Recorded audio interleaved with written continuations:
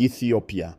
In 1896, Emperor Menelik II led Ethiopian forces to a stunning victory over Italy at the Battle of Adwa.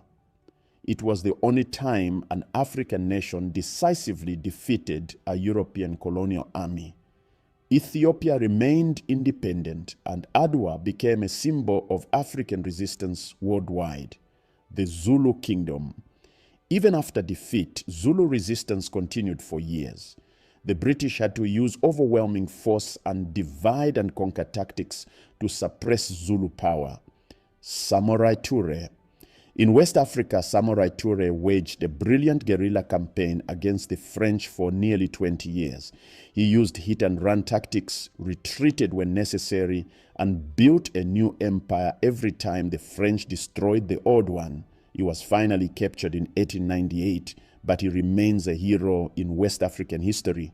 The Maji Maji Rebellion in 1905 to 1907.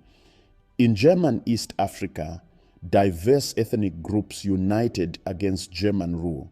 They believed that a sacred water, Meiji, would protect them from bullets.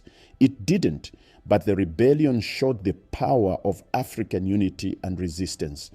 These stories are often ignored, but they matter. They show that Africans were not passive victims. They were fighters, strategists, and leaders who refused to accept colonization without a fight. By 1914, the map of Africa had been completely redrawn. The continent was divided into colonies, protectorates, and spheres of influence, and the impact was immediate and devastating.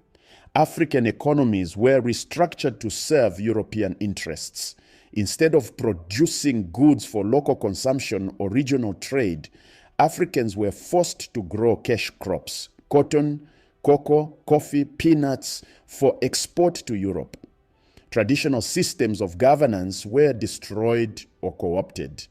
African kings and chiefs who cooperated with colonial authorities were allowed to remain in power, but only as puppets.